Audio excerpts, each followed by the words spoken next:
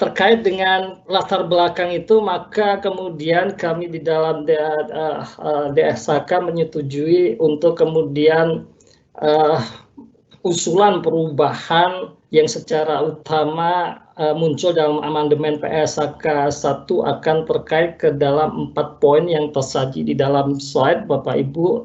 Jadi dengan latar belakang tadi perlu atau boleh saya garis bawahi beberapa hal. Yang pertama, kemudian penekanan untuk kejelasan atau klarifikasi hak entitas untuk kemudian melakukan penyelesaian kewajiban dalam waktu paling tidak 12 bulan atau kemudian melakukan refinancing menjadi hutang jangka panjang. Hak itu harus ada pada periode pelaporan yang nanti akan kemudian disajikan atau diperjelas dalam konteks paragraf 69 dan 73. Pertanyaan terkait dengan itu. Kemudian yang kedua adalah klarifikasi mengenai tidak terpengaruhnya klasifikasi current dan non-current, klasifikasi liabilitas jangka pendek dan jangka panjang tidak akan dipengaruhi oleh niat atau harapan manajemen tentang apakah entitas akan menggunakan haknya dalam kemudian penangguhan liabilitas.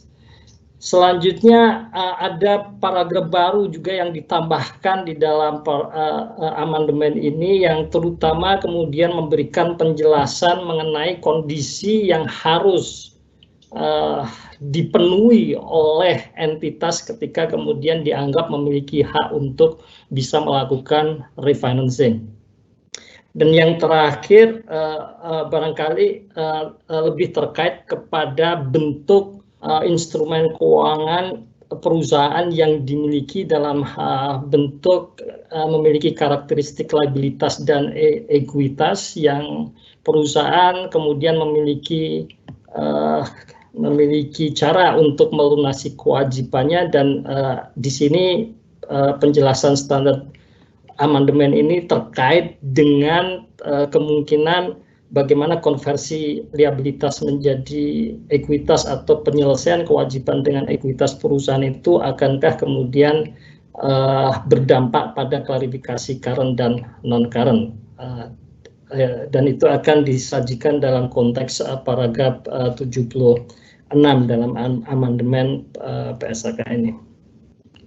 Selanjutnya saya akan masuk ke dalam 6 pertanyaan satu persatu untuk kemudian lebih mendetailkan apa yang diusulkan di dalam perubahan amandemen ini.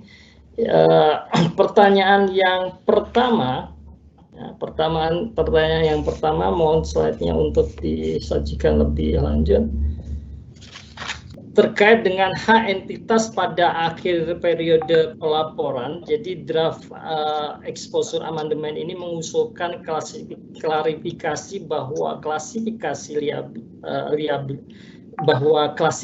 menjadi liabilitas jangka panjang, hak untuk memiliki untuk bisa melakukan settlement dalam jangka panjang itu harus ada pada akhir periode dan secara spesifik yang dirubah di dalam standar ini sebagai saya sebutkan pada latar belakang tadi adalah berkaitan terutama di paragraf 69 dan di paragraf 73.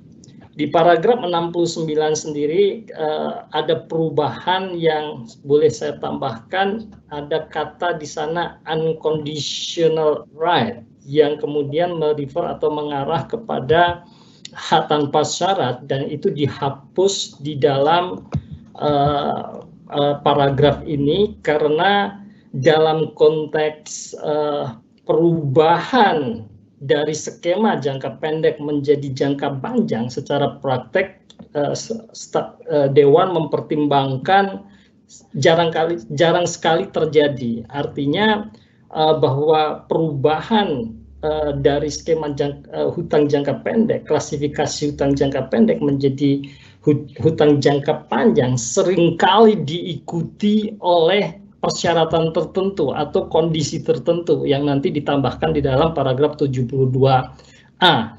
Namun secara spesifik di dalam paragraf ini sendiri kemudian menghilangkan ketidakkonsistenan antara yang tadi saya sebutkan dalam paragraf 69 dan 73, dan sehingga referensi di dalam paragraf 69 ke paragraf 73 dihapuskan. Perlu Bapak Ibu ketahui paragraf 73, 74, 75 merupakan penjelasan yang mengarah kepada contoh ilustratif. Jadi meskipun ini dalam hal konteksnya contoh ilustratif, tetapi terefleksikan adanya ketidakkonsistenan yang menyebutkan bahwa perusahaan entitas dalam hal memiliki diskresi ataupun dalam hal memiliki ekspektasi untuk mengubah hutang jangka pendek menjadi hutang jangka panjang itu tidak akan secara serta-merta menjadi hak yang kemudian disebutkan dalam paragraf 69.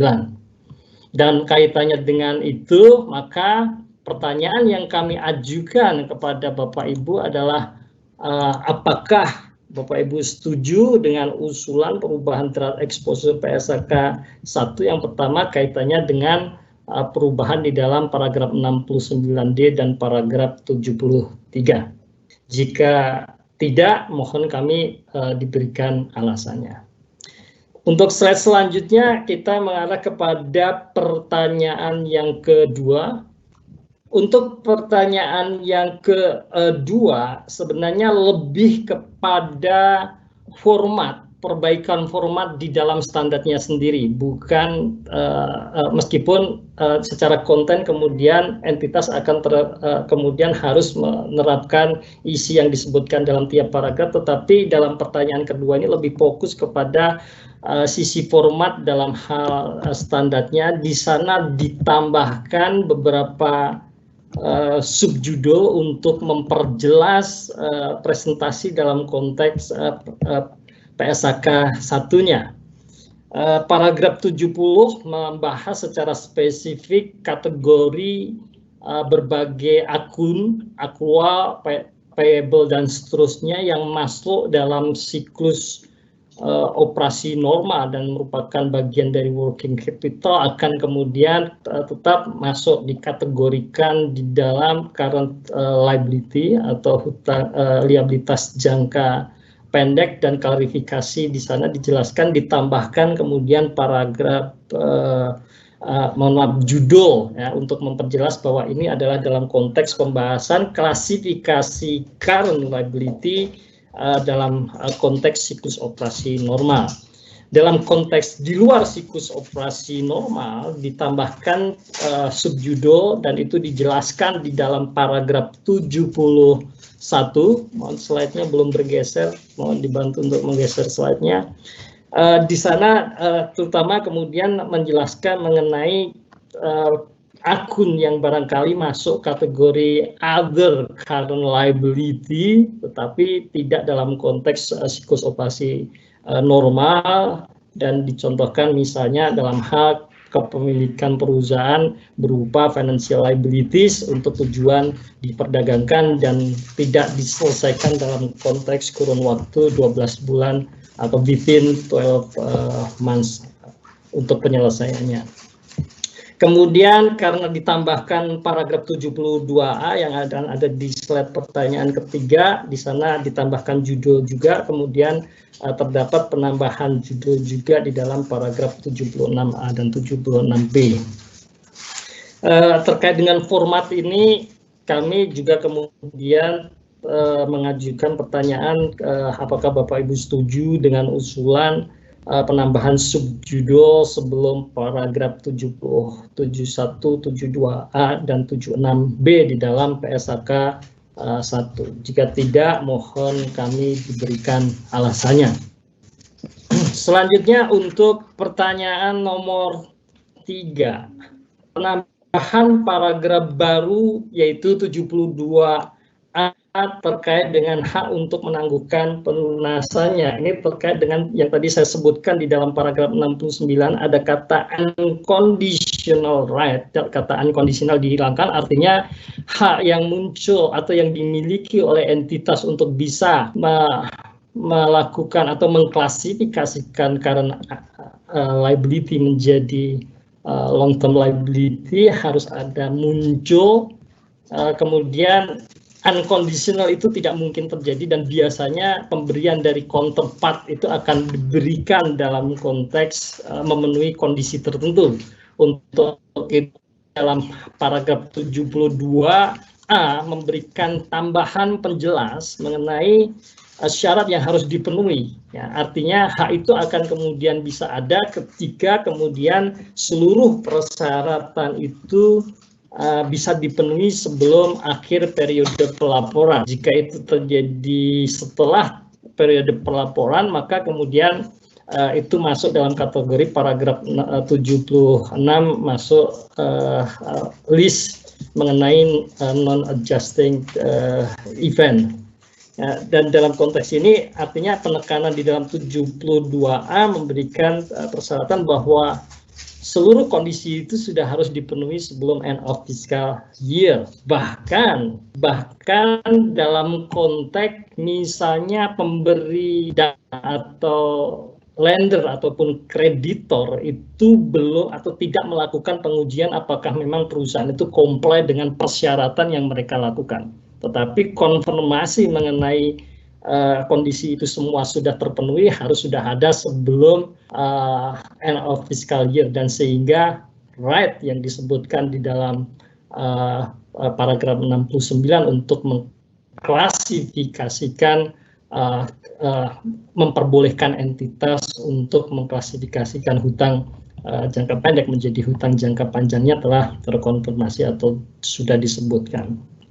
Untuk itu kemudian kami menanyakan persetujuan apakah Bapak Ibu setuju dengan usulan penambahan paragraf 72A pada draft exposure amandemen PSAK 1. Jika tidak, mohon Bapak Ibu berikan alasannya. Selanjutnya untuk pertanyaan keempat. Pertanyaan keempat berkaitan dengan juga penambahan paragraf baru masuk di dalam paragraf 75A untuk memberikan klasifikasi liabilitas kaitannya hak untuk menangguhkan. Di sini tambahan contoh ilustrasi yang menyebutkan bahwa klasifikasi jangka pendek atau jangka panjang tidak dipengaruhi oleh kemungkinan apakah entitas akan menggunakan haknya untuk menangguhkan peluntasan liabilitas, dalam konteks bahwa seringkali ada harapan atau ekspektasi dan diskresi yang dimiliki oleh perusahaan untuk menyelesaikan kewajibannya, tetapi itu tidak akan kemudian mempengaruhi klasifikasi kalau kemudian tadi hanya berupa intensi dari manajemen. Bahkan dalam konteks contoh ilustratif ini disebutkan lebih lanjut, entitas yang sudah menyelesaikan atau melakukan pelunasan kewajiban di antara end of fiscal year dan dikeluarkannya laporan keuangan sudah melakukan pelunasan, itu pun kemudian bukan menjadi pendorong untuk merubah klasifikasi jangka pendek ataupun jangka panjang. Dan diberikan catatan penjelas dalam kondisi seperti itu tentu saja pengguna laporan keuangan harus mendapatkan informasi yang lengkap, dan sehingga ada kemudian penjelasan mengenai bahwa kondisi itu harus diungkapkan oleh entitas.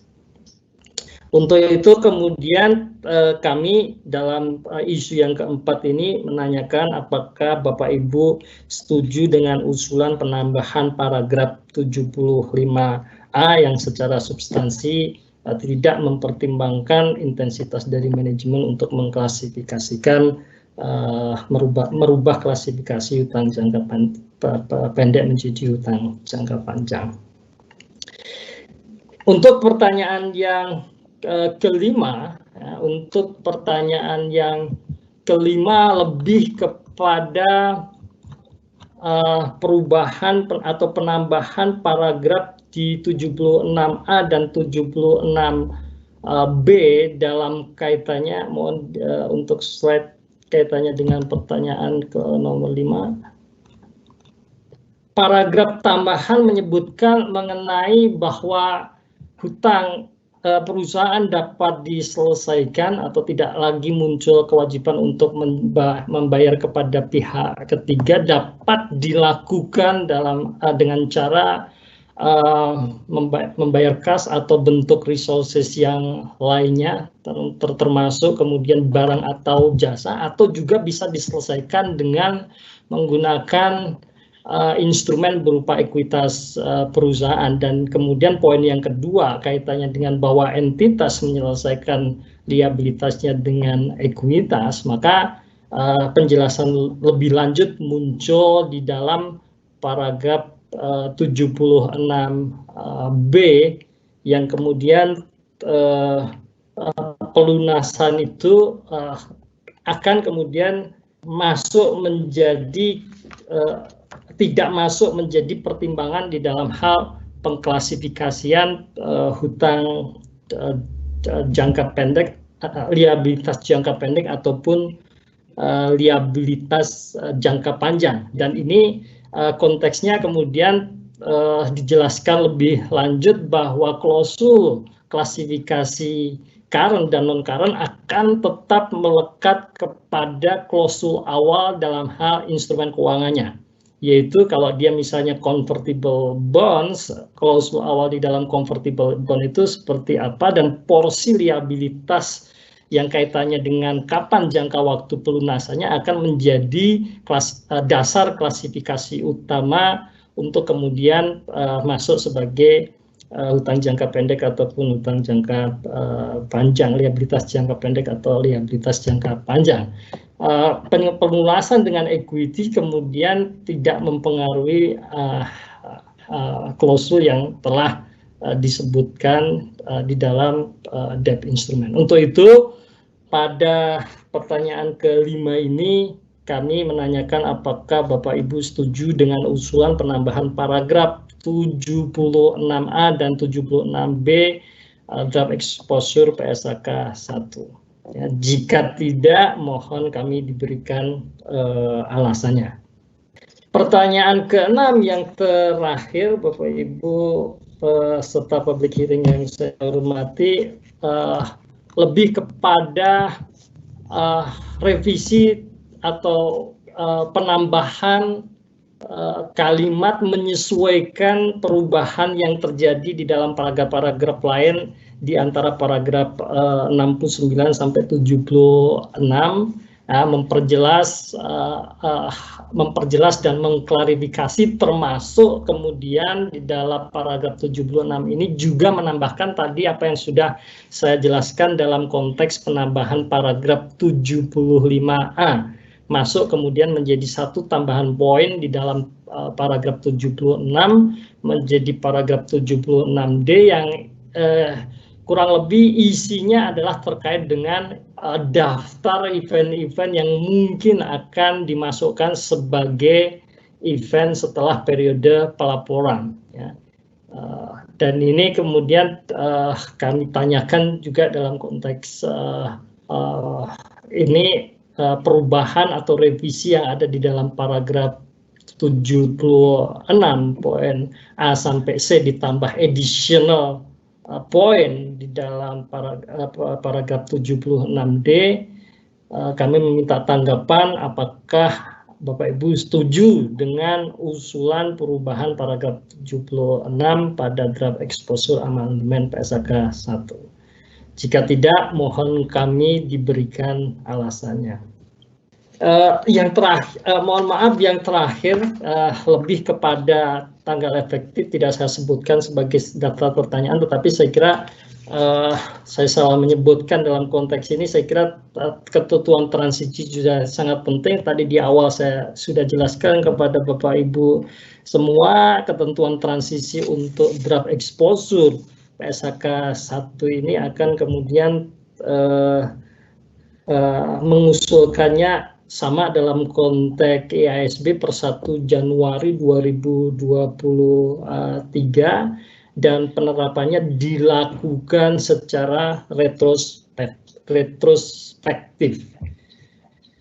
Sehingga dalam konteks tanggapan Bapak, dalam konteks itu kami mohon diberikan tanggapan atas ketentuan transisi juga, serta jika ada isu-isu lain atau tanggapan lain yang terkait dengan apa yang telah kami sajikan, kami menunggu tidak hanya nanti di forum tanya jawab masukan, tetapi juga forum waktu setelah public hearing ini.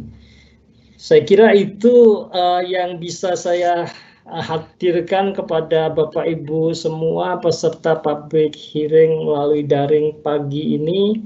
Selanjutnya untuk pembahasan yang kedua terkait amandemen PSAK 71, 55 dan 60 reformasi untuk suku bunga akan disajikan oleh Bapak Edardi Setiawan. Untuk itu saya langsung mempersilahkan kepada Pak Edardi untuk melanjutkan paparan untuk isu keduanya. Terima kasih. Assalamualaikum warahmatullahi wabarakatuh.